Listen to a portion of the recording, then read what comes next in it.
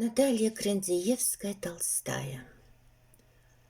Над дымным храпом рысака вздымает ветер облака. В глухую ночь, в туманы, в снег уносит сани легкий бег. Не шевельнуться, не вздохнуть, холодный воздух режет грудь. Во мраке дачи и сады, и запах снега, и воды.